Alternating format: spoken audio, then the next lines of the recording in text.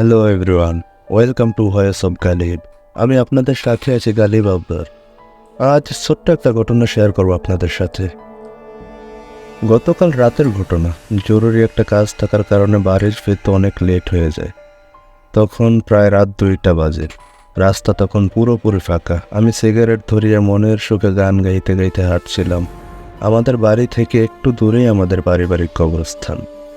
যখন আমি কবরস্থানটা অতিক্রম করলাম তখন হঠাৎ পেছন থেকে কেউ ভারী গলায় ডাক দিল, এই যে ভাই, একটু দাঁড়ান।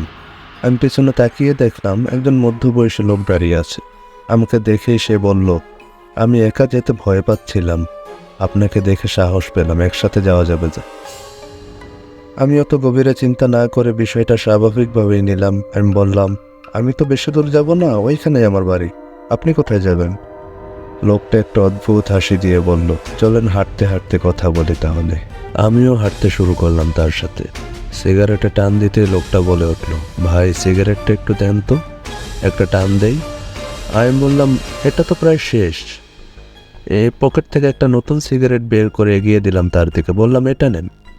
কিন্তু সে পুরোটা নেবে না, সে আমার হাতের অর্ধেকটাই নিবে। এবার আমার মনে সন্দেহ জাগলো। সে অর্ধেকটা নেওয়ার জন্য জোরাজুরি করতে লাগলো আমার সাথে। আমি বুঝতে পারলাম ওই কবরস্থান থেকে আমার সাথে কোনো মানুষ উঠে আসেনি, এটা অন্য কিছু। আমার হাতে সিগারেট জ্বালানো আছে তাই কিছু করতে পারছে না। আমি বললাম, ভাই আপনি যত ফোন দিয়ে আটেন না কেন, আমি আপনাকে হাতের সিগারেট দিব না। এবার লোকটা থেমে গেল।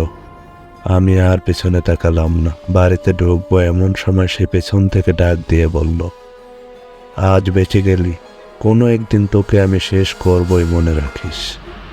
আমি একটা হাসি দিয়ে বললাম, ঘুম নষ্ট করিস না ভাই, আমি এই রাস্তায় সিগারেট ছাড়া কোনোদিনও হাঁটবো না।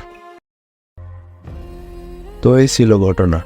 সিগারেট সব সময় মৃত্যুর কারণ হয় না, মাঝে মাঝে জীবন বাঁচায়ও। আসলে এটা মজা করে লিখেছিলাম, কেউ সিরিয়াসলি নেবেন না এই ঘটনাটা।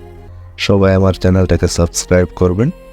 আজকের মতো বিদায় নিচ্ছি, ভালো থাকবেন সবাই। আমি গালিব আবরার। সিগারেট খাওয়া শুরু করতে আজকে।